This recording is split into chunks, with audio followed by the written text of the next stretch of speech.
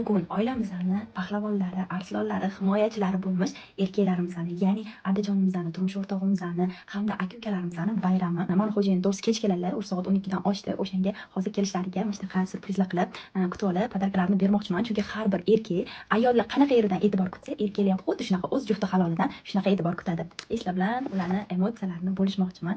Ketdik.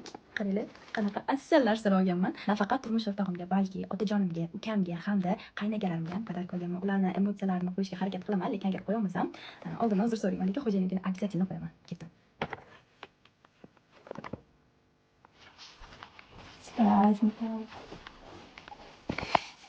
No, işte yani. Instagram'da qolgan ish qilib qo'yibman. Bizlarni oilamizdan Men ovozim. What the power? yo'q. Qarayman, qizlaringiz ham faqat erkak qizlaringiz o'zi beradi buni. Orqasini ko'ring. Shampun ekan bu. Shu erkak qizlaringiz yo'qolsa o'zi beradi.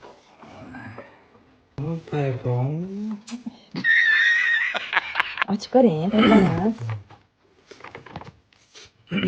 Albatta, bizlarni oilamizdan himoyachisiz.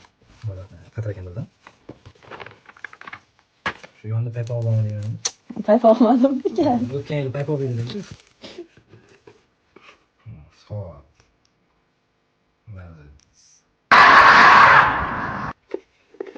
Yo'qlab ketishadi. Kashlarga ham kerak. Rahmat, bu gal paypon bermabsa. Payponga javob beraman deb kerak o'xshab. Men sizga o'tgan yili anaqa bermaganman, paypon bermaganman, Paypon bergansan. Tinka berganman. Paypon bergansan. Mana ko'p yashab. Shart emas bu, mayli. Nimaga? E'tibor uchun rahmat. Kuni Instagramda qilgan ishingni qilib, videolaringni yasab, o'zingni oqlovsan kelishmi? Aybi yemoqchimisan? Foydasiga qarab turgin, bir o'rtaman. Opachandagi sepan. Hayda ola qoladi lekin.